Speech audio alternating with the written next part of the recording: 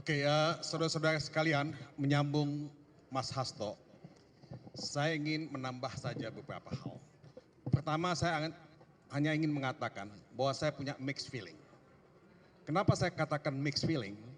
Karena pada dakwaan pertama, mengenai obstruction of justice, itu kita melihat legal reasoning, nalar hukum yang cukup bagus dari majelis hakim, dan saya mengapresiasi pertimbangan-pertimbangan hukum yang dibuat oleh majelis hakim sejauh mengenai obstruction of justice. Kenapa?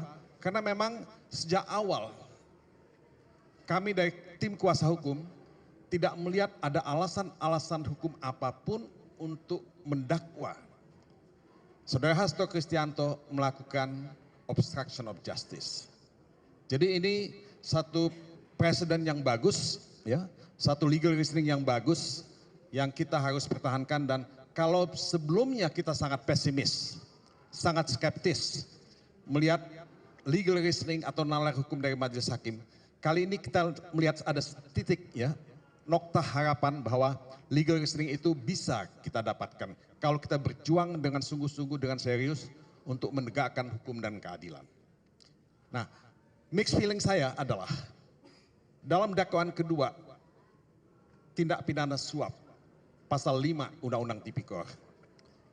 Saya berkali-kali mengatakan kita menegakkan benang basah. Kita menghidupkan kasus yang sudah inkrah, yang sudah mati. Ini sebetulnya upaya hukumnya kan sudah ada. Upaya hukumnya itu kan sudah ada, banding, kasasi, peninjauan kembali, itu upaya hukum yang dilakukan menurut hukum kita. Tapi ini kan satu proses apa yang disebut dalam sistem hukum di Amerika, retrial. Retrial yang menurut saya, ya, itu sangat-sangat tidak bisa diterapkan dalam kasus ini. Locus delictinya kita tahu tahun berapa, tempus delictinya juga, ya.